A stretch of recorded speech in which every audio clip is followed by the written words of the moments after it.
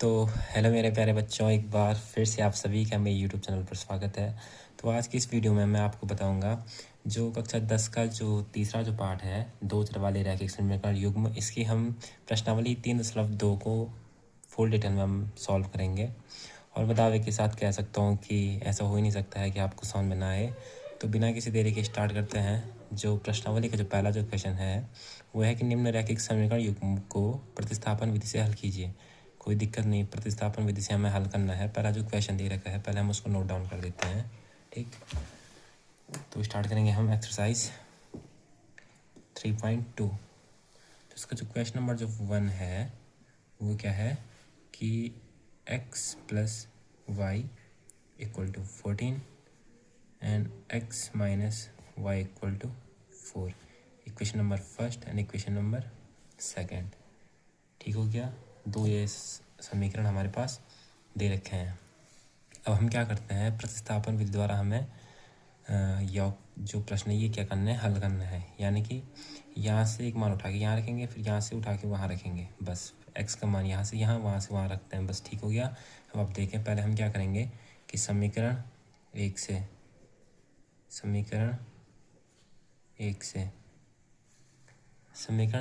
हमने क्या किया।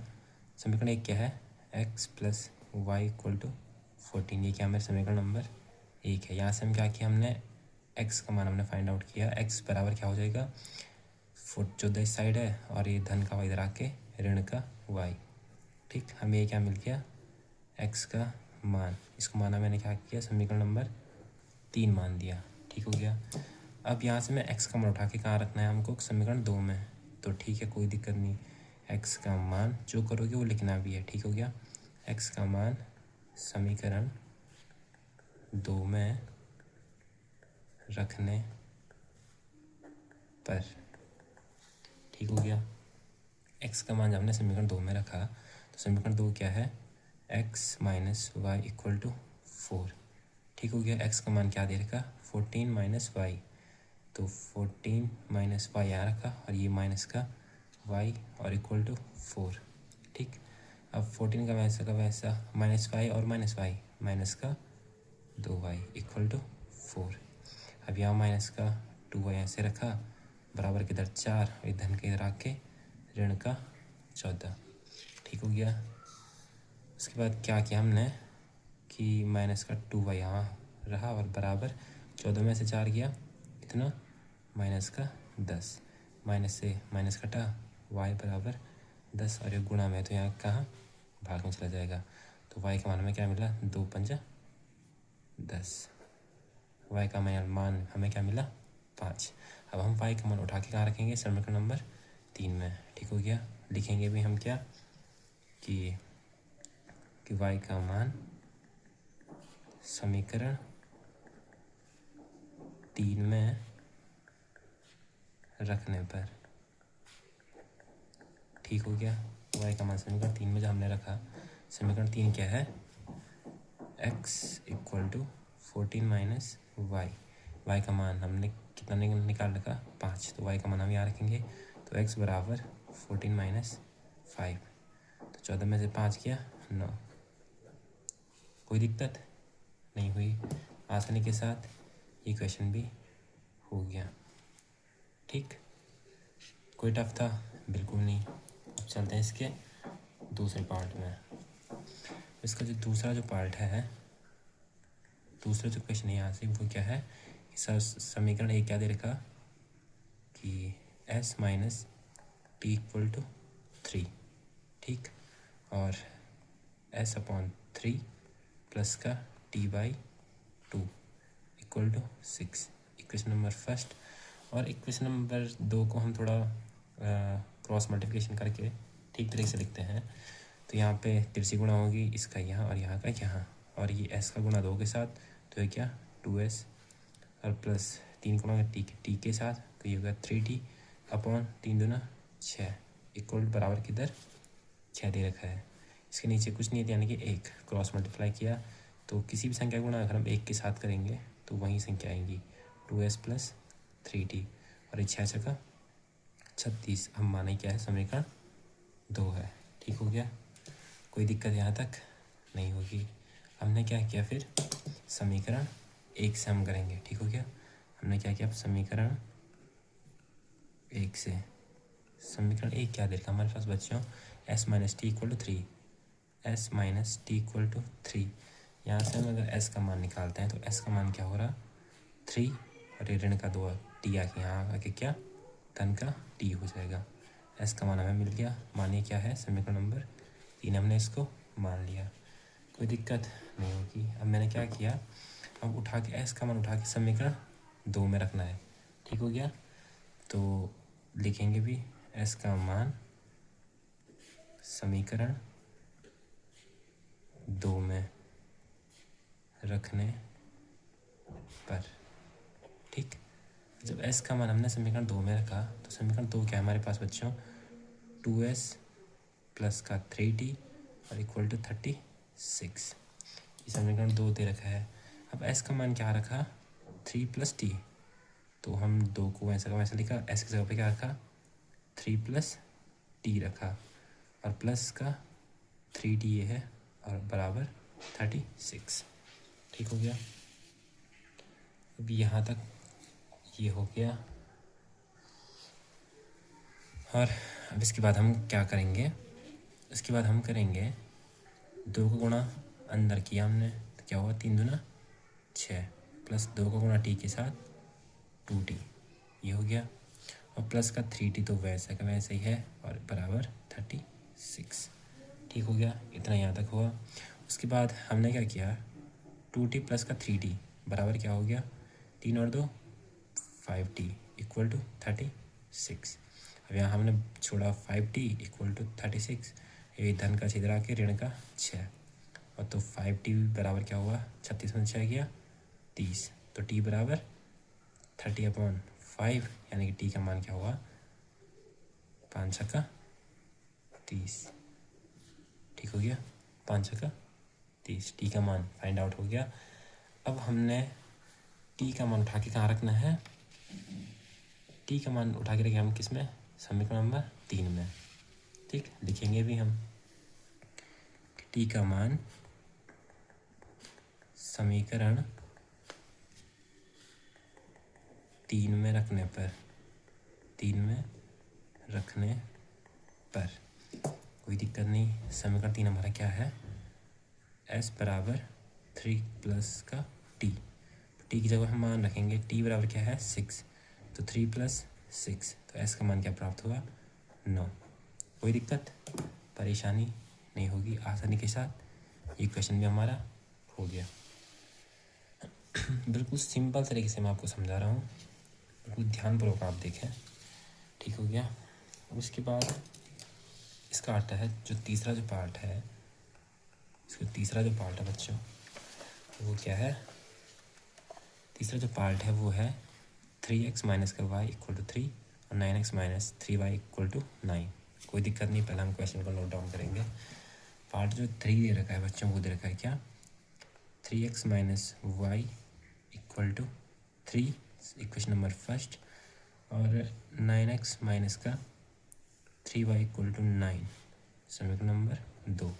हम देख सकते हैं कि समीकरण नंबर जो 2 है उसमें क्या जा रहा है, 3 का भाग जा रहा है, ठीक है, क्योंकि 3 3 9, 3 एकम 3, 3 3 9, तो हम क्या करेंगे, समीकरण 2 में 3 से भाग करने पर, ठीक हो गया। जब 3 से हमने भाग किया तो क्या बचा, यहाँ पे बचा 3x माइनस 3 एकम 3 और इक्वल टू 3 3 9, अब वह समीकरण नंबर 2, ठीक।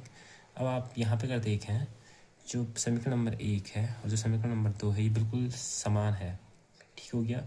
अब हमें क्वेश्चन को सॉल्व करने के लिए कम से कम 2 अलग अलग तो समीकरण चाहिए, पर लेकिन दोनों के दोनों समान है, यानी कि इसमें जो x का जो मान है वो अनेक हो सकते हैं, ठीक है, इसका मान हम कुछ भी रख सकते हैं, इसलिए इसके क्या होंगे, अपरिमित रूप से अनेक हल होंगे, यानी कि ये यहीं तक सॉल्व होगा, इससे आगे ये क्या होगा, सॉल्व नहीं होगा। क्योंकि हमें जो कोई भी क्वेश्चन है तो उसको सॉल्व करने के लिए कम से कम दो जो समीकरण है वो तो डिफरेंट ही है, लेकिन दोनों के दोनों तो सेम ही हो गई, तो यानी कि इक्वेशन सॉल्व नहीं हो सकता है। इसमें अपरिमित रूप से अनेक हल होंगे। ठीक हो गया। लिखेंगे भी कि चूंकि x का मान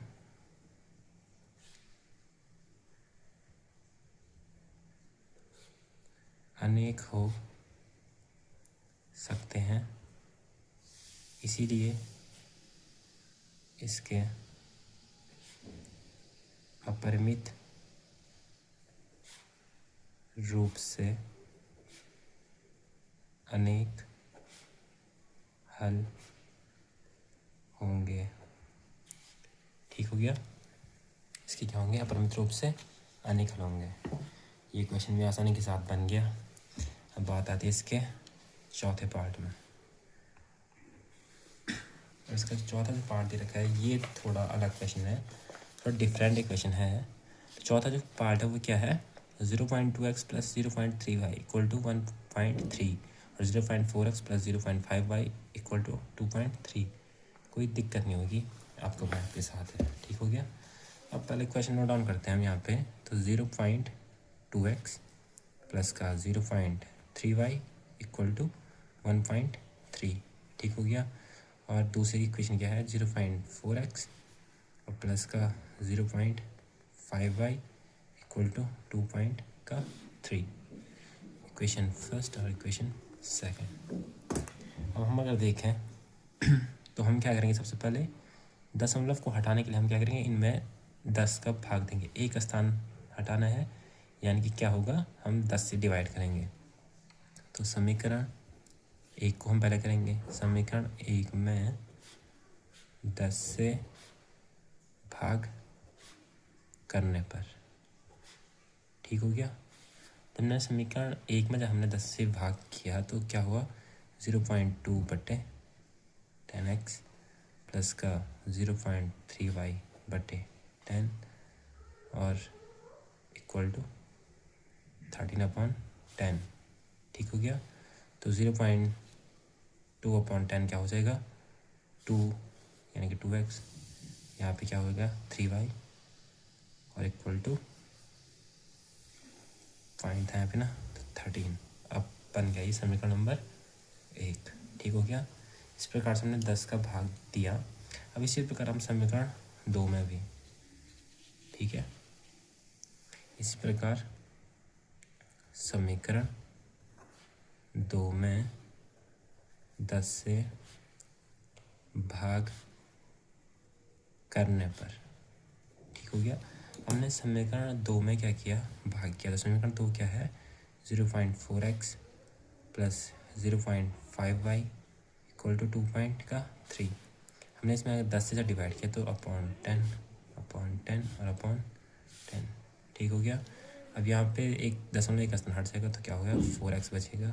यहाँ पे 5y और ये 20 का 23। ठीक हो गया। 2 हमें यहाँ से समीकरण प्राप्त हो चुकी हैं। अब उसी प्रकार से हम पहले यहाँ से x का मान निकालेंगे, उसको यहाँ रखेंगे, यहाँ से y का मान वहाँ रखेंगे। बस प्रतिस्थापन करना हमने मान को, ठीक है, एक स्थान से दूसरे स्थान। तो कोई दिक्कत नहीं। तो हम क्या करेंगे? इसको थोड़ा यहाँ पे रख देता हूँ मैं। तो अब हम पहले दोनों समीकरणों को लिख देते हैं। एक समीकरण क्या है हमारे पास?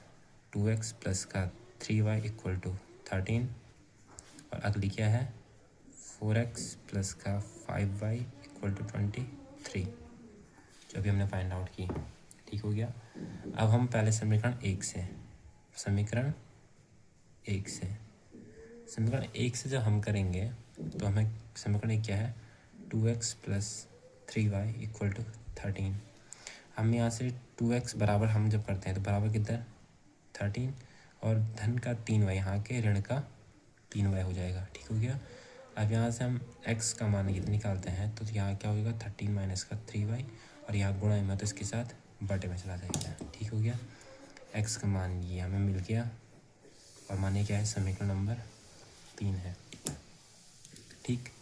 अब हम यहाँ से x का मान उठा के हम कहाँ रखते हैं? समीकरण 2 में। कोई दिक्कत नहीं। लिखेंगे हम क्या कि x का मान समीकरण 2 में रखने पर। ठीक हो गया। अगर आपको समझ में आ रहा हो तो प्लीज़ एक वीडियो को लाइक कर दो, बाद में आप भूल जाते हो। ठीक हो गया।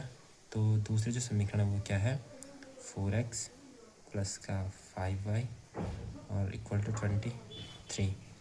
ठीक हो गया। अब 4, अब मैं x की जगह पे क्या रखेंगे, हम मान रखेंगे, तो क्या है 13 माइनस का 3y अपॉन 2 और फिर क्या है प्लस का 5y इक्वल टू 23। ठीक हो गया। अब 2 से 4 कटा, 2 दूना 4, अब 2 से अंदर गुणा किया, 13 दूना 26 माइनस 3 दूना 6y और ये धन 5y इक्वल टू 23। ठीक हो गया। ये हो गया 26 माइनस 6y प्लस 5y, खाली माइनस का y बचा इक्वल टू 23 और यहाँ माइनस का y हमने छोड़ा, यहाँ 23 माइनस का ये क्या हो जाएगा, धन का यहाँ के ऋण का हो जाएगा माइनस y। अब 23 में से 26 किया माइनस का 3, माइनस से माइनस कटा, y बराबर 3, y का मान प्राप्त हुआ। अब y का मान समीकरण 3 में हम रखेंगे। ठीक हो गया। तो हम लिखेंगे अभी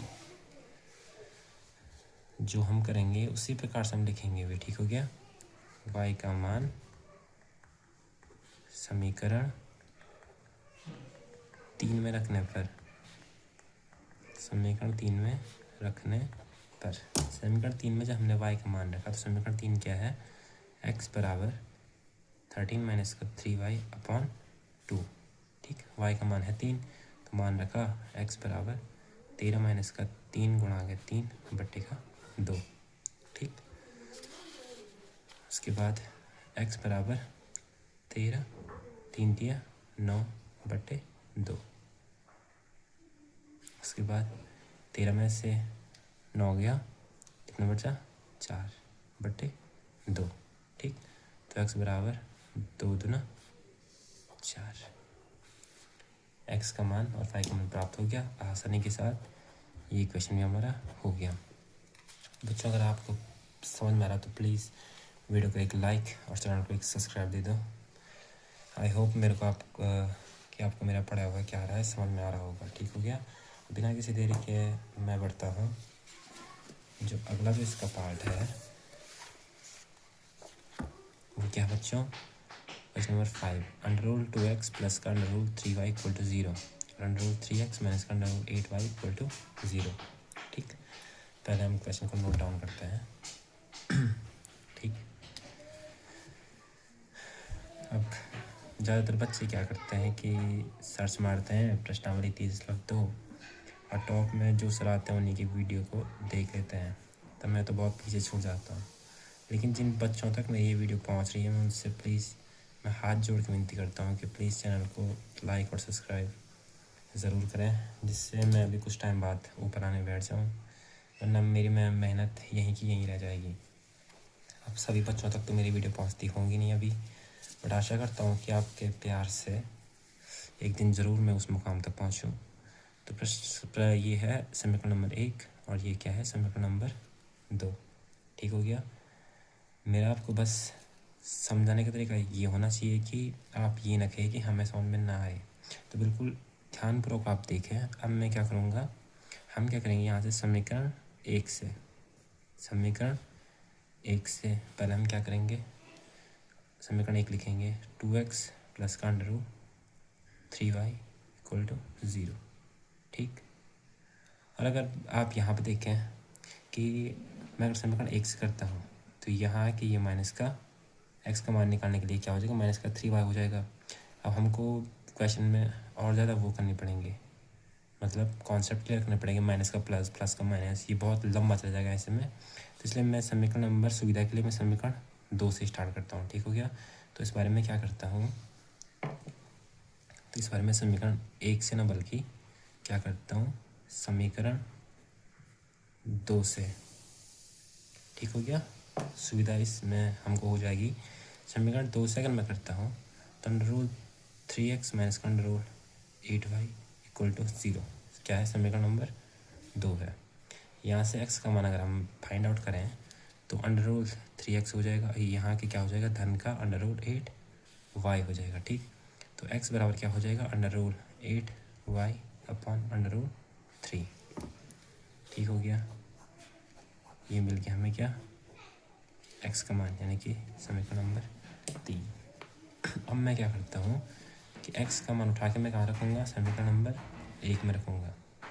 ठीक हो गया, तो मैं लिखूँगा यहाँ पे, जो करेंगे वो लिखेंगे भी, x का मान समीकरण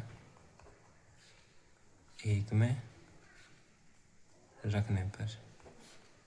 ठीक हो गया, x का मान उठा के हमने समीकरण 1 में जब मैंने रखा तो समीकरण 1 क्या बच्चों 2x प्लस का अंडर रूल 3y और इक्वल टू 0।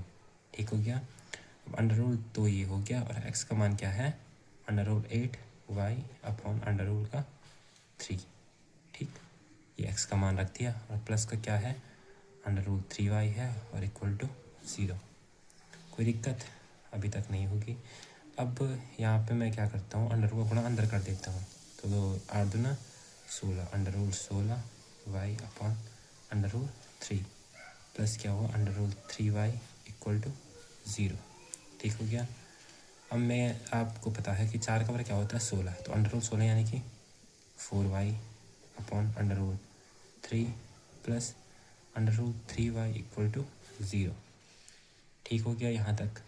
अब इसके बटे में कुछ नहीं थी, यानी कि एक इसी गुणा यहाँ इसी गुणा यहाँ तिरछी गुणा किया तो क्या हुआ 4y और यहाँ क्या हुआ धन अंडर रूल 3 गुणा के अंडर रूल 3 केवल 3y बट्टे अंडर रूल 3 इक्वल टू 0। ठीक हो गया, अब इसके बट्टे में भी कुछ नहीं है तो यानी कि 1। ठीक हो गया, अब क्रॉस मल्टीप्लिकेशन किया तो यहाँ से हमें प्राप्त हुआ इसका गुणा यहाँ हुआ 4y प्लस का 3y इक्वल टू और अंडर रूल 3 का गुणा 0 के साथ यानी कि 0 और 4y प्लस का 3y कितना हुआ 7y इक्वल टू 0 और y का मान निकालेंगे 0, ये गुणा में तो यहाँ भाग में, तो y बराबर क्या हो जाएगा 0। ठीक, y का मान हमें प्राप्त हो गया। अब हम क्या करेंगे y का मान समीकरण किसमें 3 में हम रखेंगे, समीकरण 3 में रखा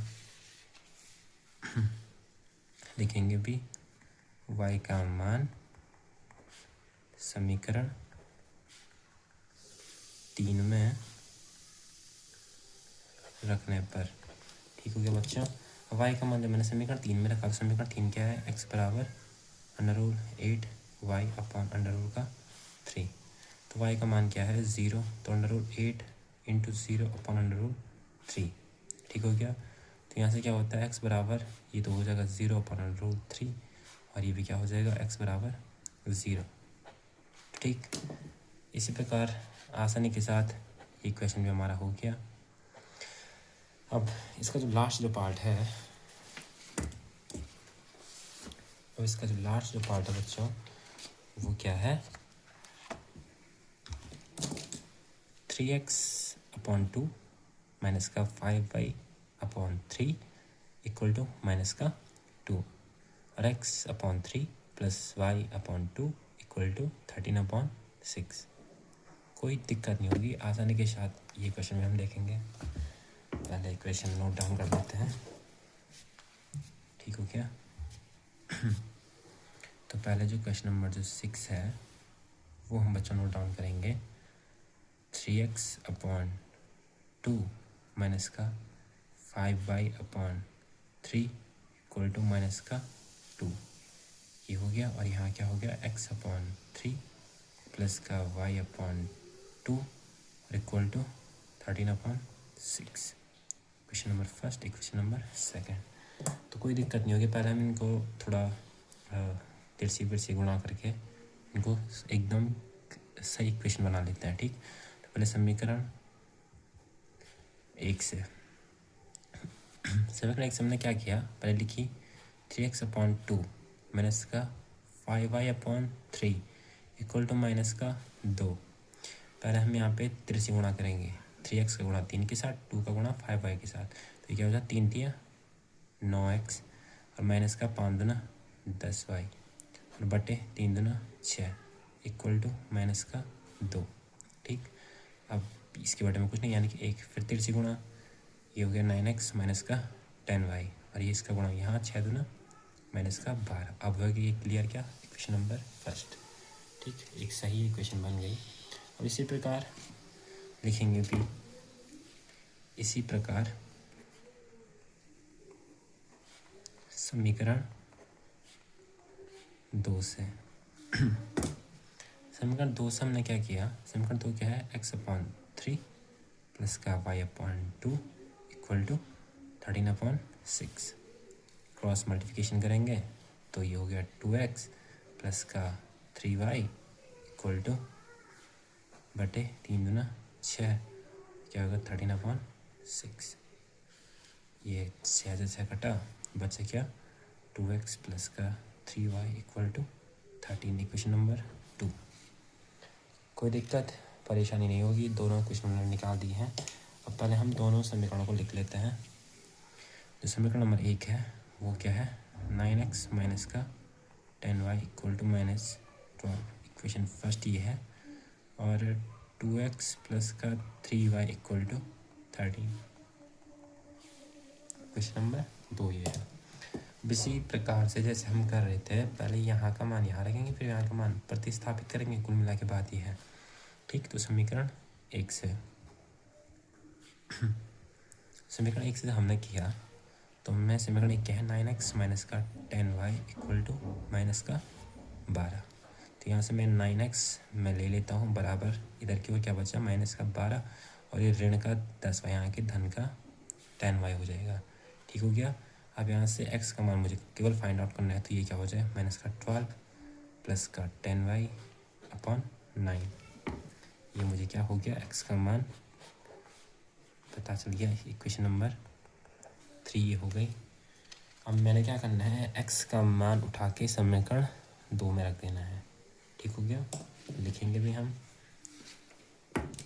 कि x का मान समीकरण 2 में रखने पर x का मान समीकरण जब 2 में हमने रखा, तो समीकरण 2 क्या है बच्चों, 2x प्लस का 3y इक्वल टू 13।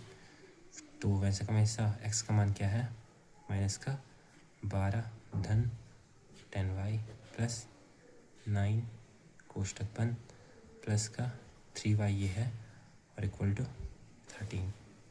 ठीक हो गया। अब 2 से गुणा अंदर किया, 12 दूना माइनस का 24 धन 10 दूना 20y, बटे में क्या है 9, धन का क्या है 3y इक्वल टू 13। ठीक हो गया। अब हम क्या करेंगे, यहाँ तक तो हो गया। अब हम क्या करते हैं कि इसके बटे में कुछ नहीं है तो क्या 1। ठीक हो गया, इसके बटे में कुछ नहीं है तो क्या 1 मैं मान लेता हूँ। तो क्रॉस मल्टीप्लाई होगा, तो किसी भी संख्या गुणा 1 के साथ, तो वो संख्या वैसे की वैसी 24 प्लस का 20y। ठीक हो गया, प्लस का 20y हो गया, और 9 का गुणा 3 के साथ 9 दिया 27y, और बटे 9 एकम 9 इक्वल टू 13। कोई दिक्कत नहीं होगी। उसके बाद आगे सॉल्व करते हैं। मैंने इसका 24 हो गया, अब 27 प्लस 20y प्लस 27y कितना हो जाएगा, 20 और 20 40 और 47y बटे 9 इक्वल टू 13। ठीक हो गया। अब यहाँ से इसके बटे में कुछ नहीं तो 1 क्रॉस मल्टीप्लाई किया, माइनस का 24 प्लस का 27y इक्वल टू 13 इंटू 9। ठीक, अब माइनस का 24 प्लस का 47y इक्वल टू 9 दिया 27 7 2 9 18 19 1 20। ठीक, नहीं गलत हो गया, 9 दिया 27 हो गया, हासिल लगा 2, 9 एकम 9 और 11, ठीक हो गया 117। उसके बाद यहाँ से क्या हुआ, मैंने खाली छोड़ा कितना 47y इक्वल टू यहाँ क्या है 117 और धन का यहाँ ऋण का यहाँ के क्या होगा धन का 24 हो जाएगा।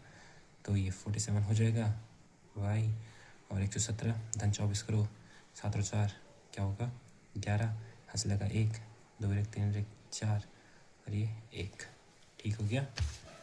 उसके बाद y बराबर 141, ये गुणे में तो यहाँ बटे में, और 47 दिया 141, ठीक।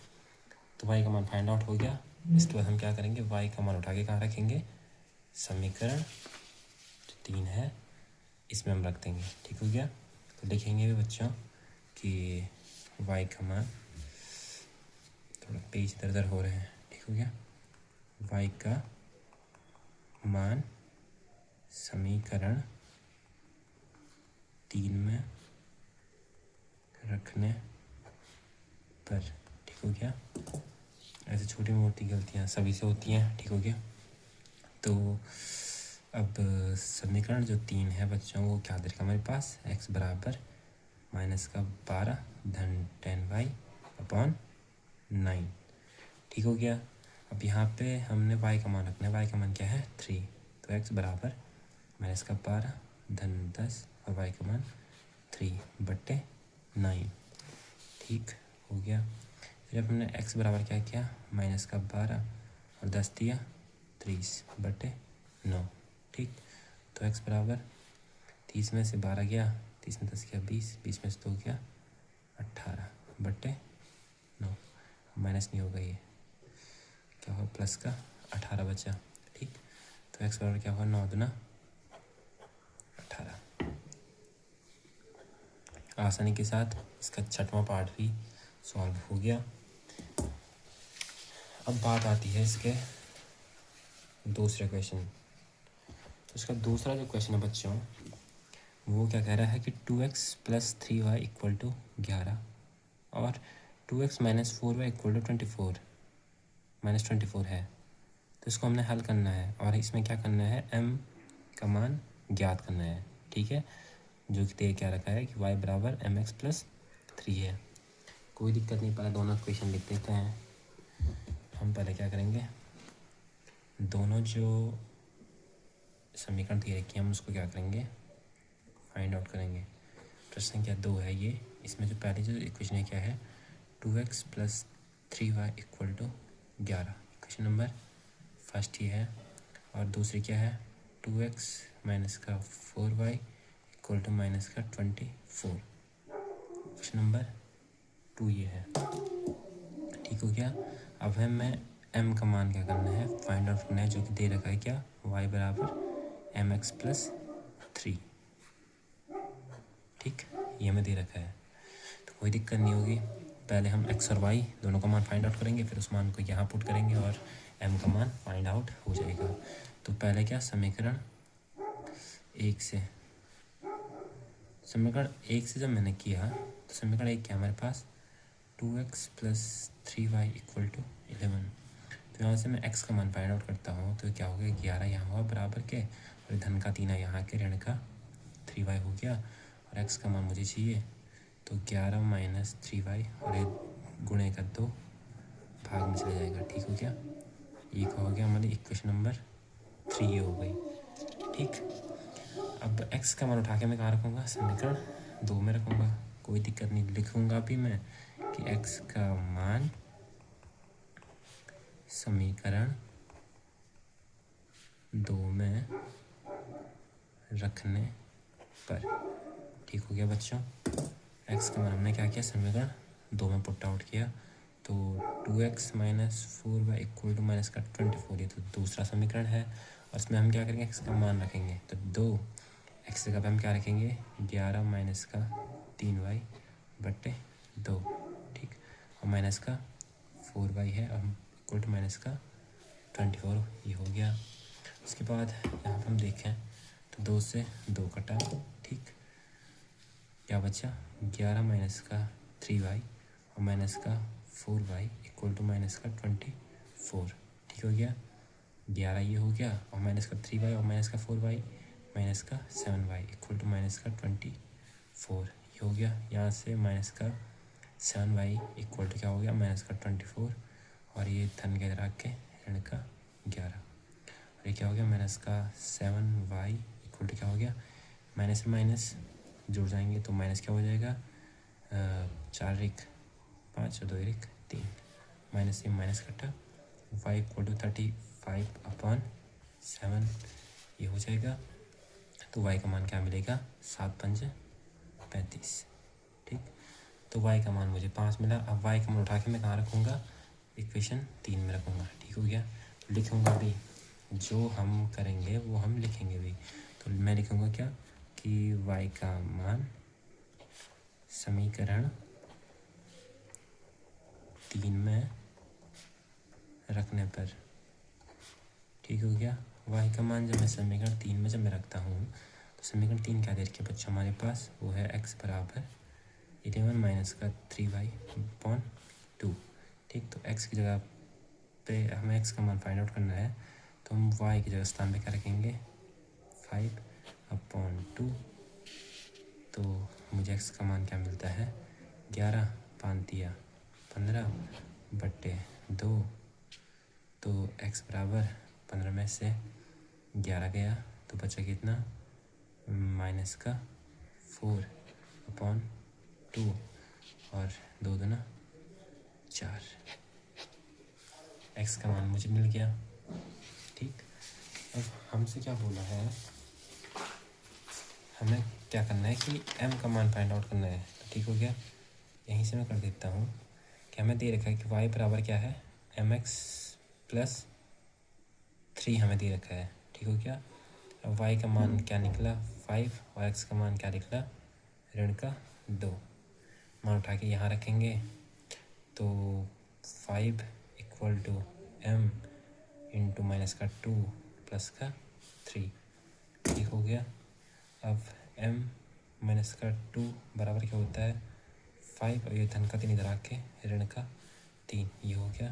तो m माइनस 2 बराबर क्या हो जाएगा, 2 ये बच्चा और m बराबर क्या हो जाएगा 2 बटे का ऋण 2, 2 एकम 2 यानी कि m का मान -1। ठीक, तो आसानी के साथ ये क्वेश्चन भी हो गया, m का मान क्या मिला हमें, -1।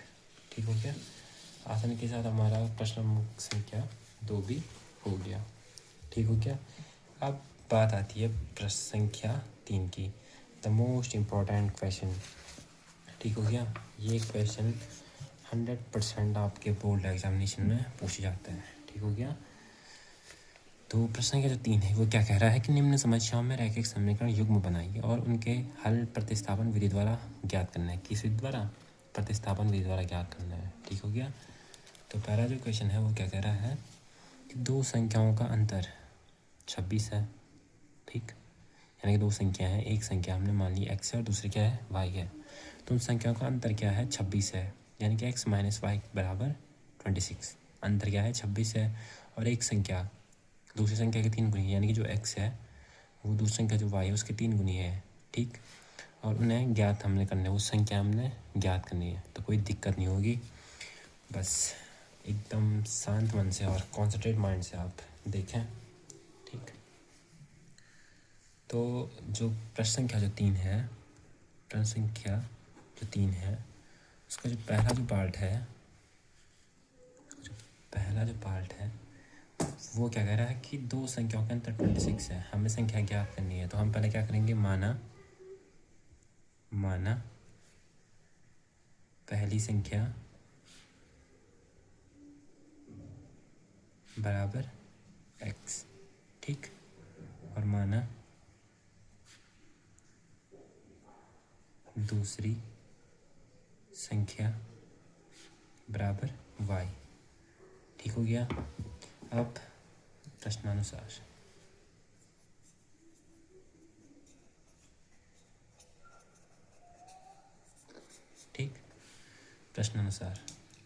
प्रश्नानुसार क्या होता है कह रहा है कि दो संख्याओं का अंतर क्या है 26। दो संख्या क्या है, एक x है और एक y है, इनका अंतर क्या है 26। इक्वेशन नंबर फर्स्ट ये हमारे पास तैयार हो गई। मतलब वो क्या कर रहा है, जो पहली जो संख्या है यानी कि x वो दूसरी संख्या के 3 गुनी है। ठीक, x जो पहली जो संख्या है वो दूसरी संख्या क्या है 3 गुनी है। तो ठीक हो गया, x का मान हमें पता चल गया। तो x मान उठा के हम क्या रखेंगे, पहले समीकरण में रखेंगे। तो लिखेंगे भी x का मान समीकरण 1 में रखने पर। ठीक, जब हमने समीकरण 1 में रखा तो समीकरण 1 पर हम लिखेंगे, समीकरण 1 क्या है बच्चों, समीकरण 1 है x माइनस का y इक्वल टू 26। ठीक, x की जगह हम क्या रखेंगे 3y रखेंगे, ये माइनस का y और 26 और 3y माइनस का y यानी कि 2y इक्वल टू 26 और y बराबर 26, ये गुणे में तो यहाँ के बट्टे में। तो y का मान क्या मिला 13 दूना 26, y का मान मिला 13। अब y का मान उठा के मैं कहाँ रखूँगा, समीकरण नंबर 2 में। लिखेंगे भी क्या कि y का मान समीकरण 2 में रखने पर, y का मान क्या कर रहा है समीकरण 2 में रखने पर। समीकरण 2 क्या दे रखा है, x equal to 3y, x equal to 3y, y का मान है 13, तो x बराबर 13, 39। ठीक, तो अतः x और y का मान पता होगी, तो अतः पहली जो संख्या होगी, पहली संख्या क्या होगी 39 व दूसरी संख्या क्या होगी 13 होगी।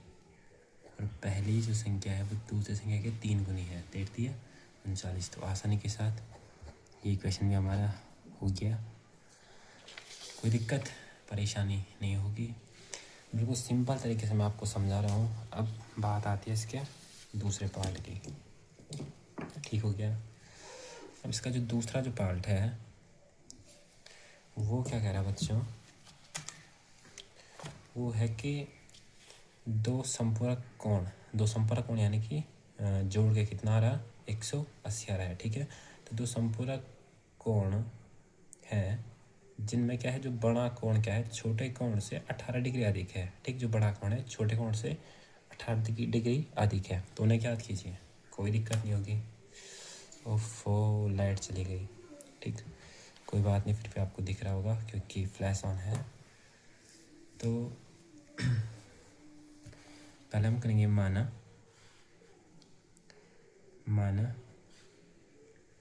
जो बड़ा जो कोण है, माना बड़ा कोण क्या है x है। ठीक हो गया, और माना छोटा कोण y है। मैं माफ़ी चाहूँगा क्योंकि लाइट चली गई है। तो प्रश्नानुसार क्या बोल रहा है कि दो संपर्क कोण है, यानी कि दो संपर्क कोण जिन कोणों का मान जोड़ के कितना आता है 180, वे कोण क्या कहलाते हैं संपूरक कोण। तो दो जो कोण है उनका योग क्या है 180 है, क्योंकि वो संपूरक कोण है। ठीक हो गया, पहला इक्वेशन तो ये बन गया। अब दूसरी जो शर्त है वो क्या कह रहा है उस शर्त में कि बड़ा जो कोण है यानी कि x बड़ा जो कोण है वो दूसरा जो कोण है उससे कितने 18 डिग्री अधिक है। ठीक, अब इस y को मैं इधर लिख आता हूँ, तो x माइनस का y इक्वल टू 18, समीकरण नंबर 2 ये मुझे प्राप्त हो गया। ठीक, अब उसी प्रकार से हम करेंगे, पहले क्या होगा समीकरण 1 से।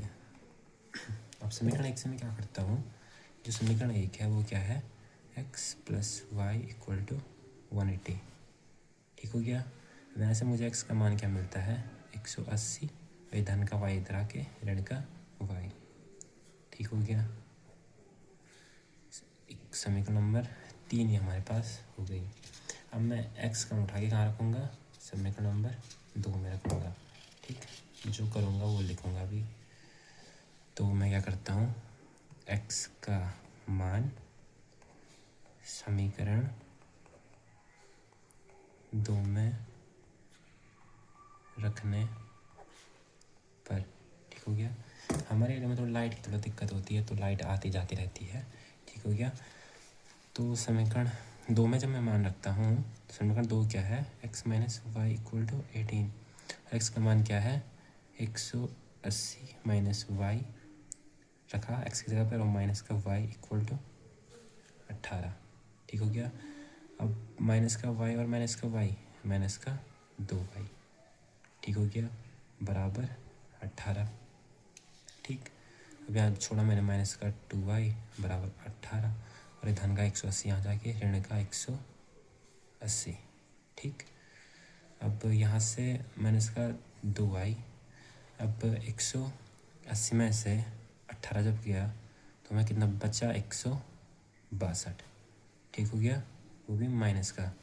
ठीक, अब यहाँ पे माइनस से माइनस कटा तो हमें क्या बचा, 2y इक्वल टू 162, तो y बराबर 162/2। ठीक हो गया। तो y का मान क्या मिला, 81।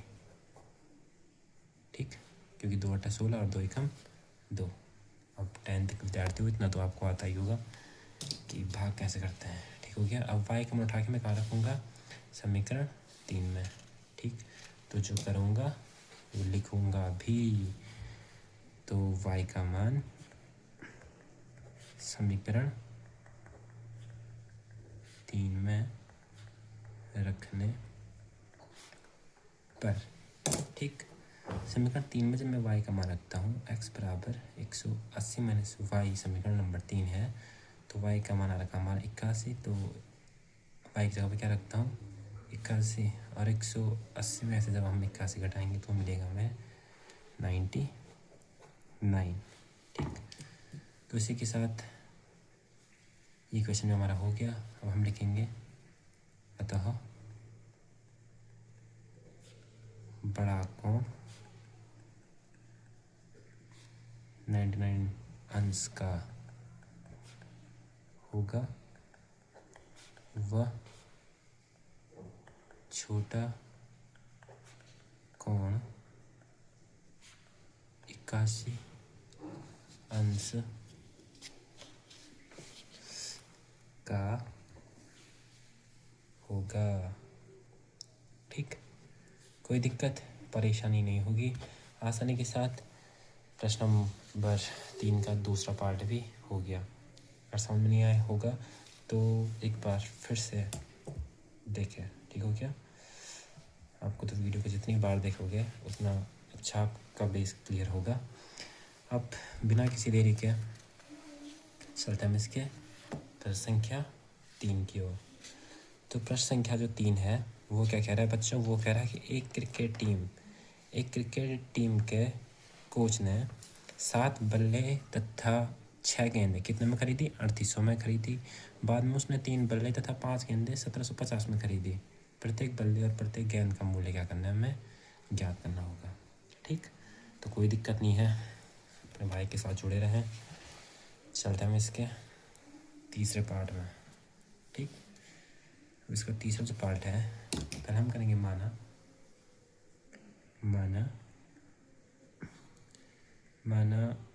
जो बल्ले का क्या है, हमें मूल्य ज्ञात करना है ना। तो माना बल्ले का मूल्य कितना है, x रुपये, और माना गेंद का मूल्य क्या दे रखा, y रुपये। ठीक, अब प्रश्नानुसार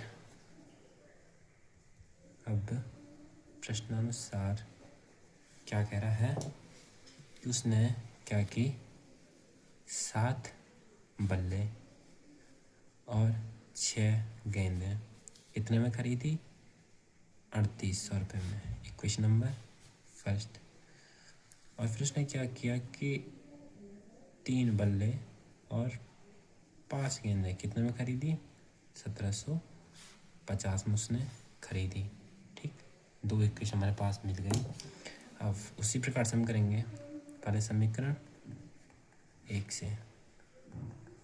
समीकरण 1 से मैं क्या करता हूँ कि समीकरण 1 क्या दे रखा, 7x प्लस का 6y इक्वल टू 3800।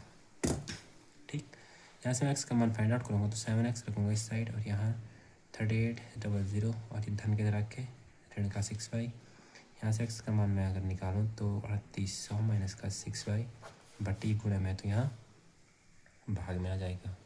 ठीक हो गया। तो यहाँ पे ये क्या मानता हूँ मैं, ये क्या है, इक्वेशन नंबर 3। ठीक हो गया। अब यहाँ से मैं x का मान उठा के मैं कहाँ रखूँगा, समीकरण नंबर 2 में। ठीक हो गया। अब मैं x जो करूँगा वो लिखूँगा भी। ठीक हो गया। x का मान समीकरण 2 में रखने पर। ठीक हो गया। समीकरण 2 में जब मैं रखूँगा x का मान, समीकरण 2 क्या दे रखा है, 3x प्लस का 5y इक्वल टू 1750। ठीक हो गया। अब मैं 3 ऐसा का ऐसा x का भी क्या रखूँगा, 3800 ऋण 6y अपॉन 7 और ये धन का 5y बराबर 1750। ठीक हो गया। अब मैं क्या करूँगा, इस 3 का गुणा अंदर करूँगा। ठीक, तो क्या हो जाएगा बच्चों, 3 शून्य के 0, 3 शून्य के 0, 8 या 24 का 4 से लगा 2, 3 3 9 और 10 1 11। ठीक, ये हो गया। और माइनस का 6 दिया 18y बटे में क्या है 7 और धन 5y बराबर 1750। कोई दिक्कत यहाँ तक भी नहीं होगी, बटे में कुछ नहीं है तो 1 तिरछी गुणा करेंगे, इसका गुणा यहाँ, इसका गुणा यहाँ, किसी भी संख्या गुणा 1 के साथ तो संख्या वैसे की वैसे ही। और क्या हो गया, 7 5 35y और बटे 7 बराबर 1750। ठीक हो गया। कोई दिक्कत परेशानी अभी तक नहीं होगी। अब आगे हम सॉल्व करेंगे तो माइनस का 18y प्लस का 35y, यानी कि 35 में से 18 जब जाएगा तो कितना बचा, 17, 5 में से 8 किया 7 और 1, हाँ 17y। ठीक, और बट्टे में क्या है 7 है बराबर 1750। ठीक हो गया। बटे में कुछ नहीं है तो 1, तो क्या हो गया 1100 हो गया और धन का 17y और इसके साथ गुणा हो जाएगा 1750 गुणा आ गया 17। ठीक हो गया। अब हम 17 का गुणा 1750 के साथ जब हम करते हैं तो हमें प्राप्त क्या होता है बच्चों, हमें प्राप्त होता है 12250। ये मैंने पहले से गुणा करके रखा है। ठीक हो गया। अब आप 10 के विद्यार्थी गुणा करना तो आपको आते होगा, मैं अगर इतना टाइम याद लगाऊंगा तो फिर वीडियो बहुत लंबी हो जाएगी। ठीक हो गया। तो इसके बाद मैं यहाँ से निकालूँ केवल 17y का मान, तो इधर बराबर की दूसरी साइड ये हो गया और ये धन के रख के ऋण का हो गया। अब इतने में से हम इतना घटाएंगे तो हमें प्राप्त क्या होगा, 850 में मिलेगा। ठीक हो गया। तो y बराबर 850 बटे 17, तो y का मान मुझे क्या प्राप्त होगा, 17 5 17 85 और 0 यानी कि 50। ठीक हो गया। y का मान प्राप्त हो गया। अब y का मान उठा के मैं कहाँ रखूँगा, समीकरण नंबर 3 में रखूँगा। ठीक हो गया। और जो करूँगा वो लिखूँगा भी। ठीक हो गया। तो y का मान समीकरण 3 में रखने पर। ठीक हो गया। y का मान जब मैंने समीकरण 3 में रखा तो समीकरण 3 क्या दे रखा बच्चों हमारे पास, वो दे रखा है क्या, x बराबर 3800 में इसका 6y अपॉन का 7। ठीक, तो मैं y की जगह मैंने मान रखना है क्या 50, तो ये हो गया 3800 मैंने इसका 6 और ये हो गया 50/7। ठीक हो गया, तो x बराबर क्या हो जाएगा, तो x बराबर हमको मिलेगा 3800 माइनस 6×5 30, ये हो गया 7। ठीक, तो x बराबर मुझे क्या मिलता है, 8 में से 3 गया, 38 में 3 गया, कितना बचा 3500/7। ठीक, तो 7×5 यानी कि 500, इसका मान क्या मिला हमें 500 मिला, यानी कि लिखेंगे अतः जो माना था, क्या माना था हमने कि माना गेंद का मूल्य, बल्ले का मूल्य कितना है ₹x और गेंद का मूल्य ₹y। ठीक, x का मान तो 500 है, यानी कि अतः एक बल्ले का मूल्य क्या होगा 500 होगा और गेंद का मूल्य क्या होगा बच्चों 50 होगा। ठीक, आसानी के साथ ये क्वेश्चन भी हमारा हो गया। अब आता है इसके नेक्स्ट पार्ट पे। ठीक, तो इसका अगला जो पार्ट है बच्चों वो क्या है, अगला जो इसका पार्ट है वो है कि एक नगर में एक गांव है। ठीक, टैक्सी के भाड़े में एक नियत भाड़े के अतिरिक्त चली गई दूरी पर भाड़ा सम्मिलित किया गया है। ठीक, मतलब आप यहाँ से यहाँ तक चलोगे, अगर आप यहाँ से यहाँ तक चलते हैं तो यहाँ से यहाँ जाने में थोड़ा और भाड़ा देना पड़ेगा, कि ये बात हो रही है। ठीक हो गया, तो 10 किलोमीटर की दूरी के लिए भाड़ा कितना 105 है तथा 15 किलोमीटर के लिए क्या है 155 है।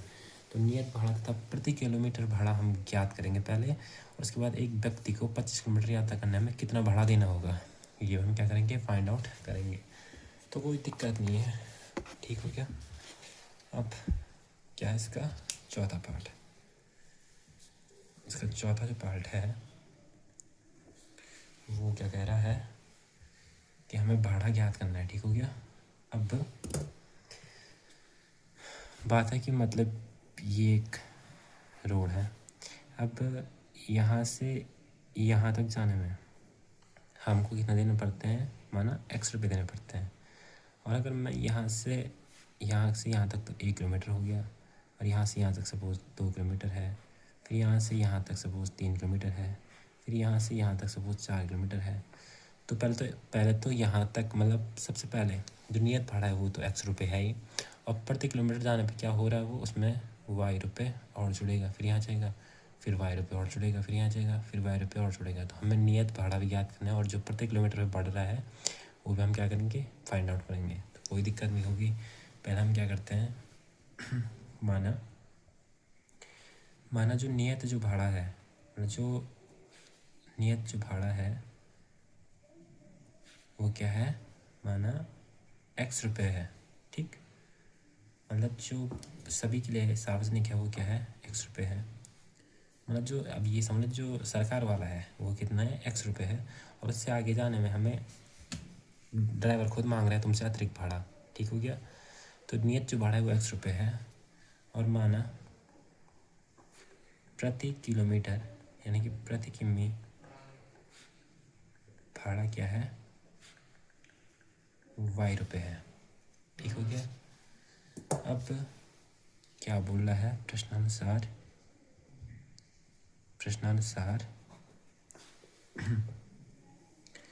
पहले जो नियत तो ये भाड़ा है ही, अब पहले वो क्या कर रहा है कि 10 किलोमीटर की दूरी तय कर रहा है। ठीक, कितने किलोमीटर की 10 किलोमीटर की दूरी तय कर रहा है।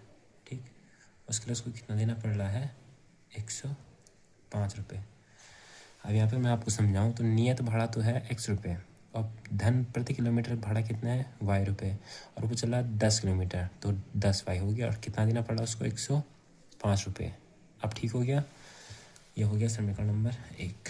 ठीक, और दूसरी जो वो बात कर रहा है, अगली जो वो बात कर रहा है वो क्या कह रहा है कि 15 किलोमीटर के लिए उसको 155 रुपये देना पड़ रहा है। ठीक हो गया। अब नियत भाड़ा तो x ही रुपये है। ठीक, अब वो प्रति किलोमीटर कितना किलोमीटर चल रहा, 15, उसके लिए कितना देना पड़ रहा उसको, 155। समीकरण नंबर 2। हम जब हल की बात आती है तो उसी प्रकार हम करेंगे।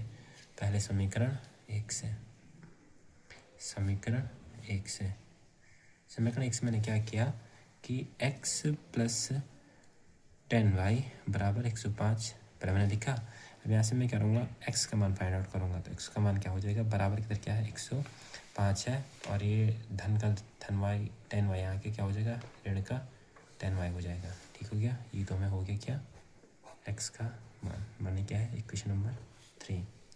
ठीक, अब x का मान उठा के मैं कहाँ रखता हूँ, समीकरण नंबर 2 में रखता हूँ। ठीक हो गया। अब जब मैंने x का मान समीकरण 2 में रखने पर, ठीक, और जब हमने x का मान समीकरण 2 में रखा, समीकरण 2 क्या है, x plus 15y equal to 155। ठीक हो गया, समीकरण नंबर 2 है। अब x का मान क्या दे रखा है, 105 माइनस का 10y और ये धन 15y बराबर 155। तो 105 तो ये हो गया, और 10 में से 15 में से 10 किया, धन का 5y हो गया बराबर 155। ठीक, ये 5y यहाँ ऐसा का ऐसा 155, ये धन का रखे ऋण का 105, तो कितना बचा, 50। ठीक, तो y बराबर 50/5। तो मुझे y का मान क्या मिला, 5×50। तो y का मान मिला मुझे 10। और मैं y का मान उठा के कहाँ रखूँगा, समीकरण नंबर 3 में। तो लिखूँगा भी, जो करूँगा वो लिखूँगा। ठीक है, y का मान समीकरण 3 में रखने पर। ठीक, अच्छा, मैंने y का मान जब मैं समीकरण 3 में रखता हूँ तो समीकरण 3 क्या है, x बराबर 105 ऋण 10y, और 105 तो ये है, और 10 की जगह पर मैं क्या रखूँगा, y की जगह पर रखूँगा मैं 10। तो x बराबर 105 ऋण 10 × 100। तो x बराबर क्या हो गया, 105 में 100 गया, कितना बचा, 5। तो ठीक हो गया। अब यानी कि जो नियत जो भाड़ा है, अतः नियत भाड़ा हमने x माना था, तो x क्या है, 5, यानी नियत भाड़ा 5 रुपये है, तथा प्रति किलोमीटर जो भाड़ा है वो कितना है, 10 रुपये है। ठीक हो गया। आसानी के साथ हमारा ये क्वेश्चन भी हो गया। आई होप आपको समझ में आ रहा होगा। तो प्लीज़ वीडियो को एक लाइक और चैनल को एक सब्सक्राइब कर दो, बाद में आप भूल जाते हो। तो अब बिना किसी देरी के बात आती है इसके 5वें पार्ट पे। ठीक हो गया। अब इस प्रश्नावली का जो 5वां जो पार्ट है वो क्या कह रहा है, यदि किसी भिन्न के अंश और हर दोनों में 2 जोड़ दिया जाए तो वह भिन्न 9/11 हो जाती है। यदि अंश और हर दोनों में 3 जोड़ दिया जाए तो वह भिन्न 5/6 हो जाती है। वो भिन्न ज्ञात कीजिए, हमें भिन्न ज्ञात करनी है। तो जो ज्ञात करनी है उसको पहले हम मान लेंगे। ठीक, 5वां क्या हो गया कि माना भिन्न क्या है, माना भिन्न क्या है, x/y। ठीक हो गया। अब प्रश्नानुसार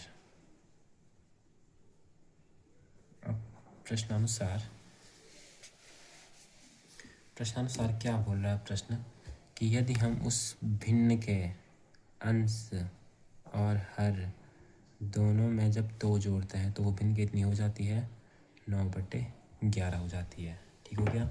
इसको हमने सॉल्व किया, पहले क्रॉस मल्टीप्लिकेशन किया, पहले हमने 11 का गुणा किया किसके, x प्लस 2 के साथ, बराबर 9 का गुणा किया हमने x प्लस 2 के साथ। ठीक, तो ये क्या हुआ, 11x प्लस 11 22, ये हुआ 9x, ये होगा 9 दूना 18। ठीक, तो मैंने क्या किया, 11x और माइनस का ये कितना है यहाँ पे, यहाँ सॉरी यहाँ पे 2 y है। ठीक, अंश में पहले 2 और हर में भी 2, तो ये भी y हो गया, ये भी y हो गया। ठीक, तो माइनस का 9y इधर आया और बराबर इधर की साइड 18 और धन का 22 इधर आके ऋण का 22 हो जाएगा। ठीक हो गया। अब 11x ऋण 9y और 22 में से 18 गया तो कितना बचा, 4। समीकरण नंबर 1, समीकरण 1 हमें प्राप्त हो गई। ठीक, अब समीकरण 2, अब प्रश्नानुसार क्या कह रहा है, द्वितीय शर्तानुसार, दूसरी जो शर्त है उसकी लिख देता हूँ। द्वितीय शर्तानुसार, दूसरी शर्त के अनुसार क्या कह रहा है बच्चों कि अगर ये भिन्न है x और x बटे y, अब वो क्या कह रहा है कि यदि मैं हर और अंश दोनों में 3 जोड़ देता हूँ तो वो भिन्न क्या हो जाती है, 5/6 हो जाती है, ये क्वेश्चन कह रहा है।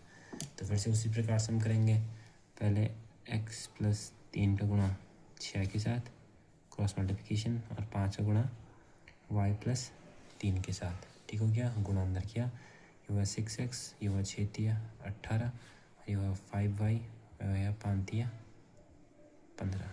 ठीक, अभी 6x इधर आया माइनस का 5y, यहाँ पे 15 ऋण 18 हुआ, ये हुआ 6x माइनस 5y, कितना बचा, माइनस का 3। समीकरण नंबर 2 ही हमारे पास हो गया। हमारे पास 2 समीकरण प्राप्त हुई।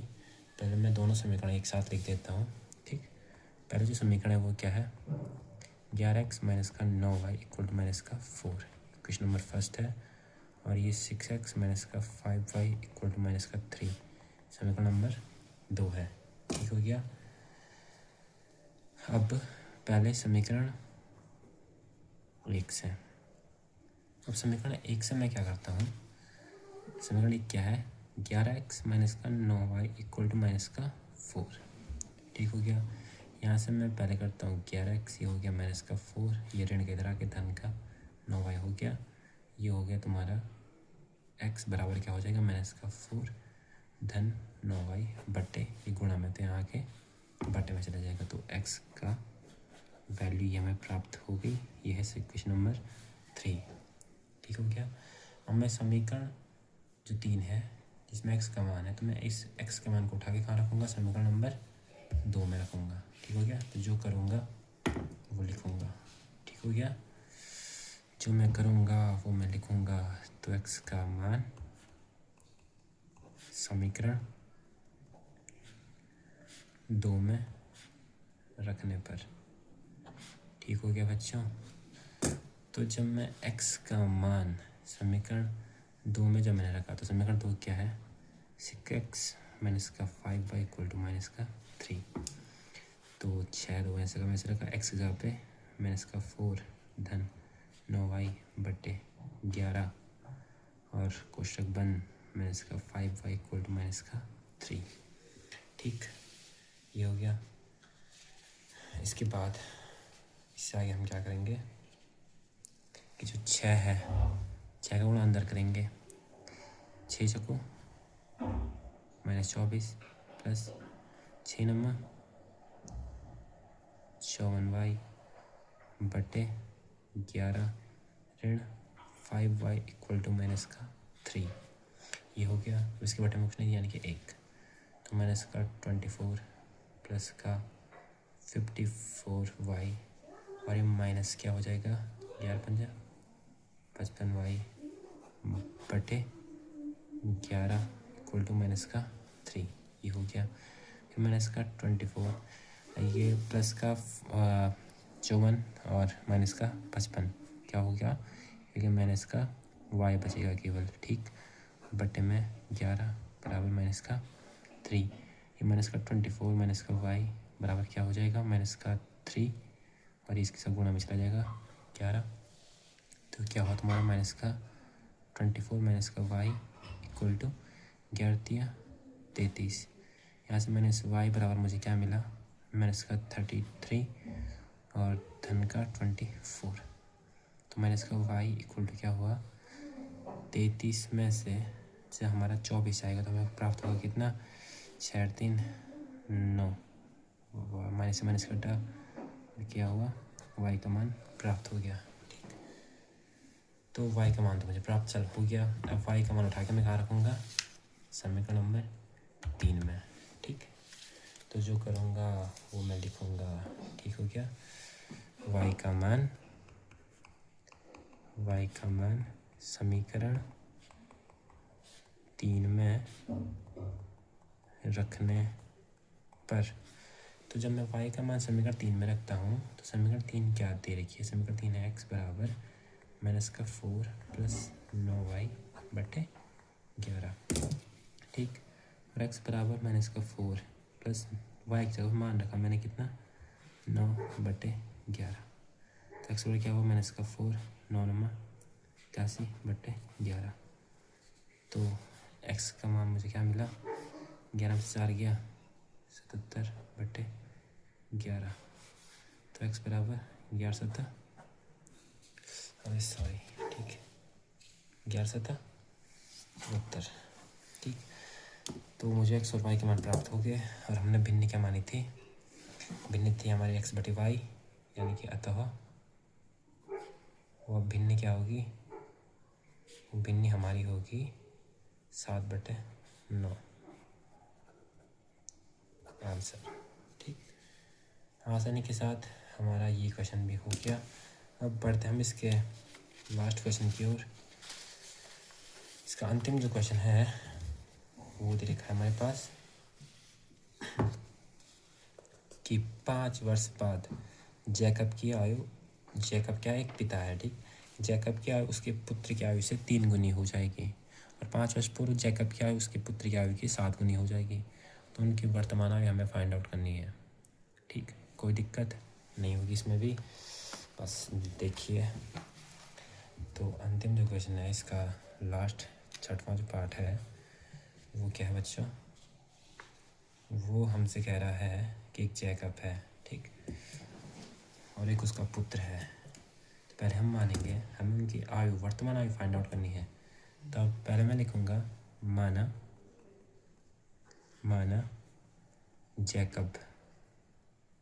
माना जैकब की आयु जो क्या है वो क्या है x वर्ष, जैकब क्या है x वर्ष का है, और माना उसका जो पुत्र है, पुत्र की आयु क्या है y वर्ष। ठीक हो गया। अब प्रश्नानुसार प्रश्न क्या कह रहा है बच्चों, हमारा प्रश्न कह रहा है कि 5 वर्ष बाद की बात कर रहा है, यानी कि प्लस। ठीक, यानी अभी जैसे कि तुम्हारी एज होगी समथिंग 16-17, तो 5 वर्ष बाद कितनी होगी 16 5 21। तो ये बात कर रहा है। ठीक हो गया कि 5 वर्ष बाद यानी कि जुड़ेगी, कि प्रश्नानुसार पहले प्रश्न के अनुसार वो क्या कह रहा है, पहले शर्त के अनुसार कि 5 वर्ष बाद जैकब की आयु जो है जितनी है उसमें 5 वर्ष बाद कितनी होती है उसकी, जितनी उसके पुत्र की आयु है उसकी 3 गुनी हो जाती है। तो कोई दिक्कत नहीं, पहले हम लिखेंगे कि 5 वर्ष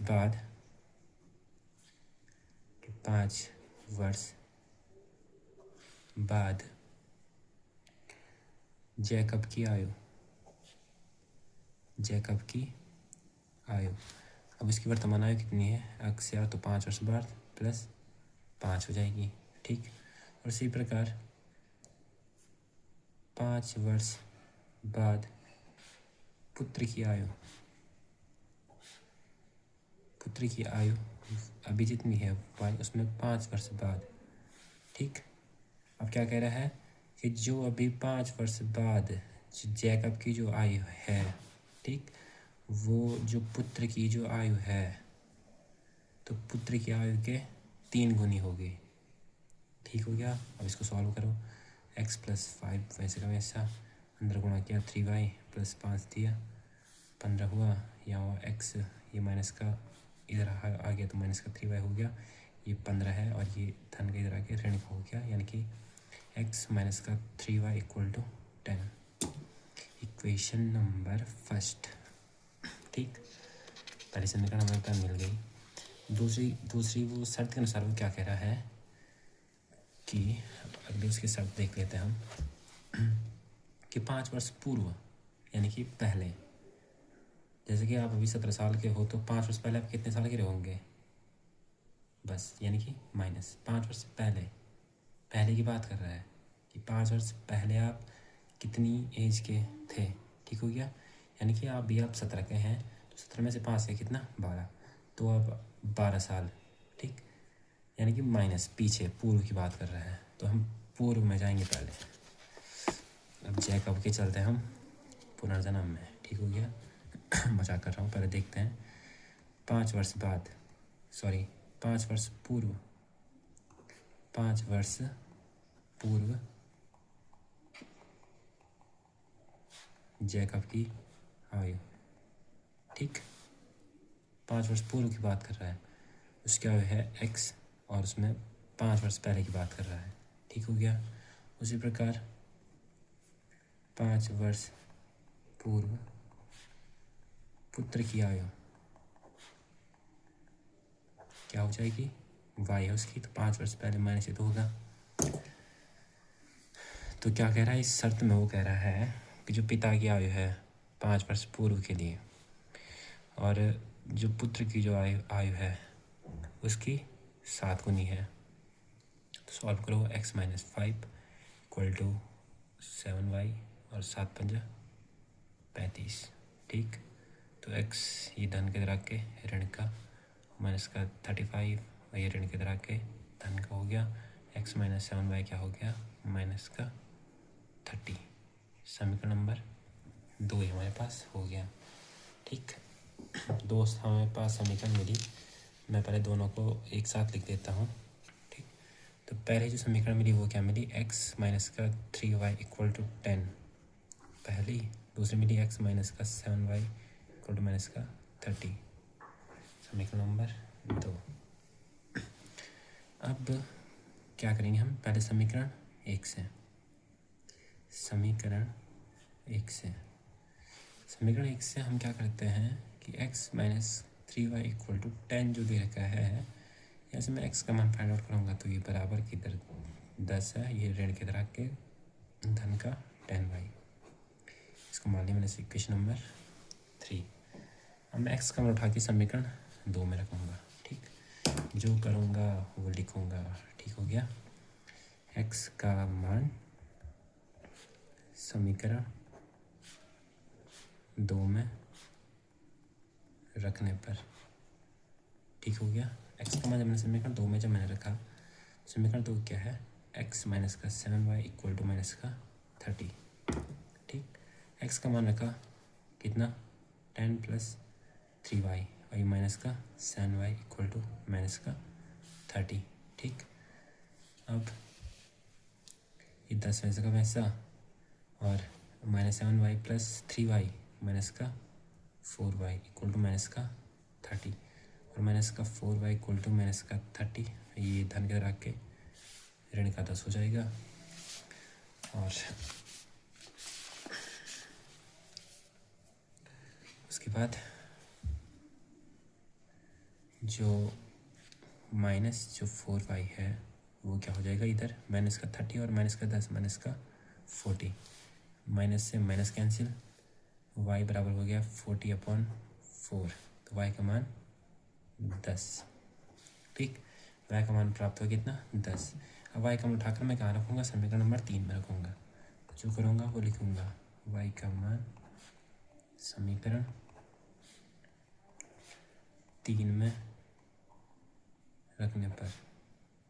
ठीक हो गया, अब समीकरण 3 क्या है, समीकरण 3 है हमारी x बराबर 10 प्लस 3y, क्या है, x बराबर 10 प्लस 3y, तो x बराबर 10 और y के स्थान पे 10।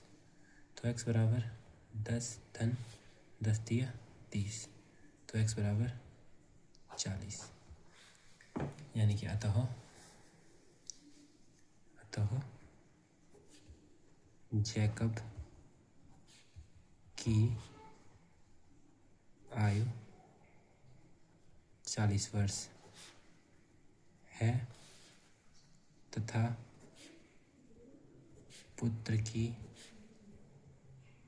आयु 10 वर्ष है। ठीक हो गया, आसानी के साथ ये क्वेश्चन में हो गया। और इसी के साथ हमारी जो प्रश्नावली है 3.2 ये फुल डिटेल में सॉल्व हो चुकी है। मैं आशा करता हूँ कि आपको समझ में आया होगा। प्लीज़ वीडियो को एक लाइक और एक सब्सक्राइब जरूर करना। धन्यवाद। ठीक हो गया, मिलते हैं प्रश्नावली 3.3 के साथ जल्दी।